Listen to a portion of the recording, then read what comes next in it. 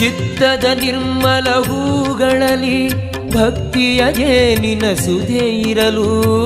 ಚಿತ್ತದ ನಿರ್ಮಲ ಹೂಗಳಲ್ಲಿ ಭಕ್ತಿಯ ಜೇನಿನ ಸುಧೆ ಇರಲು.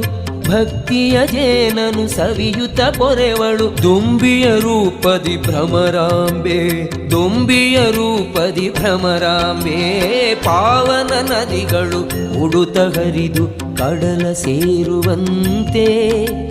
ಪಾಮರ ಮನುಜರು ಕಟಿಲಿಗೆ ಬಂದರೆ ಪಾಪ ಕರಗಿದಂತೆ. ಪಾಪ ಕರಗಿದಂತೆ.